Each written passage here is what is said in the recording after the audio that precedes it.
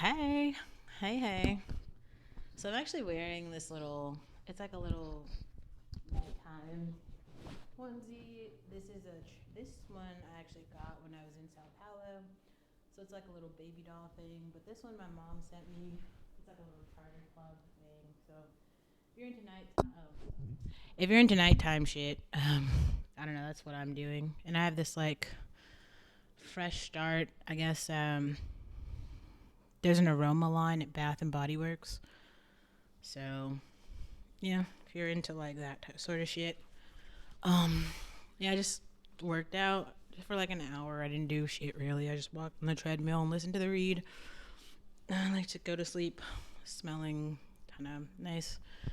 So that's what I'm doing. Anyway, um, but we are actually going to talk about something that was said on the read that I've been trying to understand all day. Like, who are the people who don't understand why Harry's house won? Like, where are these people? I need to know. I'm trying to understand. It doesn't make sense to me. Somebody explain it.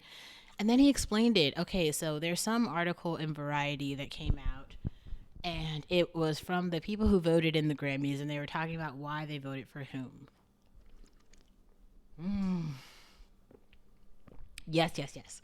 Okay, so basically, it sounds like Kid Fury specifically. I don't know if Crystal feels the same way because I kind of stopped like right in the middle of hearing it, and I'll unpack this again in the morning in case I listen to it the rest of it overnight and then come to some different conclusion.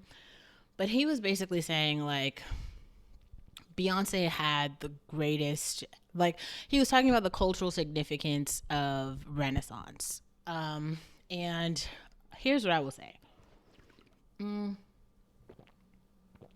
Renaissance, self-titled, and Lemonade, all of Beyonce albums, have all had this cultural significance and impact that is been unparalleled. And if we're being honest here, Americans have done the music business like better really than anyone else, right? Like Americans, we've had Michael Jackson.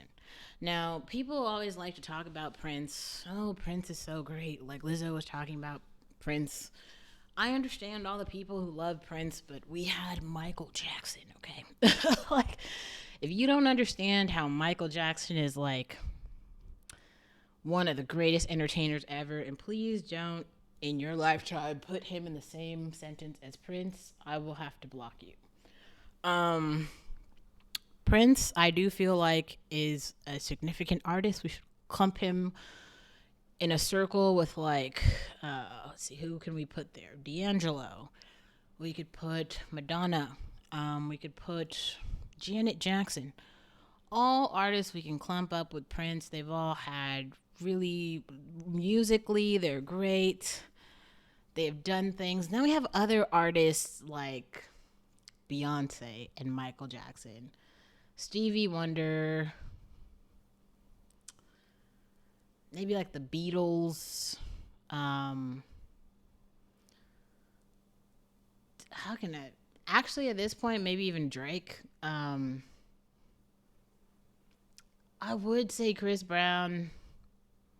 I feel like Chris Brown can probably go in that little category with like Prince and Madonna. Chris Brown's great, but this is not the conversation about that. The point is, so Renaissance is going to go down in history as like one of the greatest musical projects to have ever come out. Like if you actually go to the Grammys page and you look at like who contribute the writers on that album, it's basically anyone who's anybody in music history right now who has air in their lungs contributed to this project. So there's no way in hell that there was any project that's even competing that musically and sonically was better. It's like impossible when you have that many greats who are on that project. I mean, the credits list is like 2 pages long. Even Drake wrote for the album. Like, and like any go look in like the songwriter's history blog post or whatever. There's like a couple different sites where you can read about like American songwriters, any other songwriters. Sabrina Claudio wrote Plastic Off the Sofa. Like, come on, bro. Like, these are incredible songwriters contributed to this album.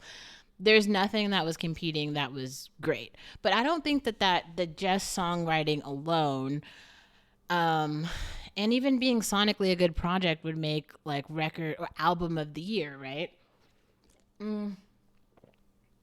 So we have to talk about the Grammys in terms of it being, first of all, an American Music Award. So we're talking about albums that socially impacted Americans. You guys have to remember, America is still mostly white, okay? Like, there are so. Okay. Beyonce's album, as great and musically talented as she is, historically, in terms of like musical greatness, the way that this album is going to go down, we're only in fucking act one. She's got like, I think this is going to be like a 3 act project. I really feel like pieces off of this album are going to be nominated next year at next year's Grammys, just because they will be so fucking popular. Like, we haven't even received visuals for this album yet. It hasn't even gone on tour yet. The tour tickets are out now, not even the like rest of the project, right? We have so much more to come from this project. So Crystals and Kid Fury were both like, oh my god, but Virgo's Groove was like incredible, and they were trying to compare it to Money Long's His and Hers, and talking about why it didn't win. If you're comparing sonically, like musically, really, like the quality of the song, yes, His and Hers is like a nursery rhyme bop, and like Virgo's Groove is like this sonic next age classic piece of work. They were comparing it to like Beethoven, and I agree. But that's what we have to remember. Like, most of the people who are listening to music are not listening to good music. Like, for so many people this year, Bad Bunny's album was the album of the year. Like, Bad Bunny's out. Like, I really think that Bad Bunny musically he will become better. But guys, like, most people are listening to him talk about a Moscow Mule, which is a fucking just beverage, and he's like running across a beach naked. Like, this to them is what sonic greatness sounds like. What is this, one of his like second or third albums? Okay, like, I'm not saying that Bad Bunny is a bad artist. I'm not trying to say that at all.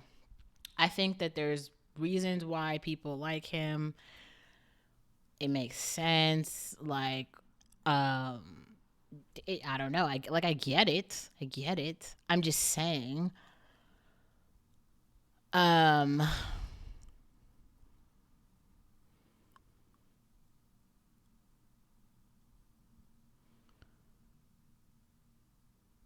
it,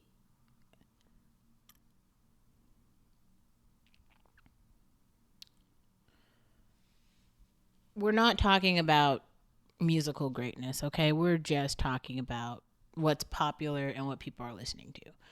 Harry's House is he was able on the album, and I've talked about this already. He was able to talk about these things that are happening for most people in real society. Like, people aren't going to the cinema anymore, so they don't actually remember the experience of like Friday night going with your boyfriend to the movie theater and sitting in the theater and like laughing. You guys remember when Thriller came out? That's what Michael Jackson was talking about. He was talking about the movie theater. People actually are not having that experience anymore, and Harry is like reminiscing on this album about what it was like. He's talking about what it's like to live in an abusive household in Matilda. He's talking about reminiscing in Daydream, Keep Driving, okay? Talking about like long road trips. Like, if you give Harry's House a chance and you listen to it, there's no way that you wouldn't relate to it and find pleasure in it. And it's just that like most people in America related to Harry's House in the same way that most people related to Sour or Olivia Rodrigo's piece, in the way that like Driver's License was this snapshot in time where you understood that there's a time in your life when you like don't have a driver's license and you can't drive yourself places, and then you get that license, and now you have this freedom to actually drive to your boyfriend's house and reminisce about how he was talking about how you guys are going to do all these things together, but you can't because you broke up it's like this shared experience that all Americans are having. That's what Harry's house was. Everyone did not grow up with Michael Jackson, and even all of Beyonce's catalog to like grow with her as we did, like the hardcore fans, like Lizzo, Adele, everyone who was like really disappointed in the fact that Beyonce didn't win. We're all hardcore music fans, okay? Like, we understand what sonically good projects sound like, great writing. That's just not most Americans. It's just not. So, like, for them to like give Beyonce, like, and on the other thing, I mean, maybe it is unfair because like some of the writers or some of the award grantors were talking about like, but she already won so many things. And I mean, I don't know. Like, I don't know if they actually care about that because there have been so many years when, like, didn't Taylor Swift win like literally everything? Like, she won everything. Like, like every award that was possible, she won them. So I also wouldn't say it's true that they care about distribution or like giving equity to like artists just because they don't want one person to win everything. Like, I don't think that that's true. But um I would say I agree with Kid Fury, but also like don't sleep on Harry's house and the its social impact. But at the same time, I don't know because I think globally Bad Bunny's album had a bigger social impact than anyone's. Probably in 2022, Bad Bunny had the biggest, the album that was most listened to in the world was Bad Bunny's album for sure. And it wasn't because it was good. So like if we're just talking about like it's like Bad Bunny is like the Instagram version. He's like the Kim Kardashian of supermodels. You see how like Kim Kardashian is not a supermodel at all. In the same way, I don't really feel like Bad Bunny is a fucking musician. But everybody like nobody gives a shit, right? Because like Kim has all the likes, even though she's literally not a supermodel. Like she's like supermodels wear clothes and are beautiful. Kim Kardashian gets plastic surgery and has Instagram likes. And all y'all follow her for fashion, even though there are actual beautiful people who don't need plastic surgery and who are already walking in fashion shows. So I don't really know. Like, and then there are people who actually like fashion and beauty who follow real supermodels. That's why we had to have that woman who gave the she had to fucking use a beauty algorithm, and she's like the plastic surgeon who had to use a beauty algorithm to let us all know who are statistically the most beautiful people based on facial symmetry and actual beauty. And so the rest of the stupid people could be like, oh, now we get it. I feel like that's what happened at the Grammys, where like I guess we had to like someone had to tell us that like well, I don't know. I feel like it's like if you walk out into the real world, you see beautiful people and you're like, oh, yes, okay, those are the beautiful people. Even though you go on Instagram and you'll see a bunch of ugly girls who have tons of likes. So, yeah, I'm not sure. If you're a real music fan, you understand the historical significance of Renaissance and the pure like genius of the album. No award was gonna pick that up. That's why nobody really takes the Grammy seriously. Like Drake didn't even submit his stuff, and realistically, he had the best probably rap, hip hop, pop album of 2022, right? Like, and he didn't even submit his stuff. So, we live in the same country where this year, wasn't it in 2022, the girls are still having conversations about J Lo being a better singer than Beyonce, and they were serious. They were going hard on Instagram and YouTube about Jennifer Lopez being a better musical artist than Beyonce, who has the most Grammys of all time, and they are fucking serious. So like this is where we are in society, guys. So you should definitely. Oh, and let's go back to another thing because people were trying to understand like why did Harry Styles say people like me don't win awards?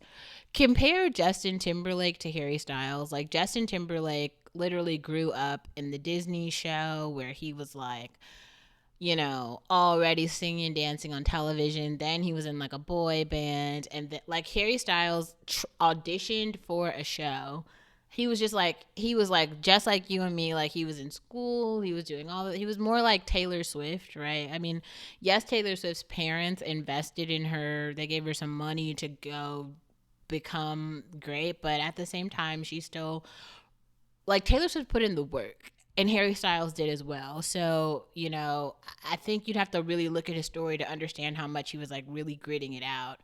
And also, like, if you really look at the past, like, was it like 2 years? Like, Harry Styles wasn't that popular.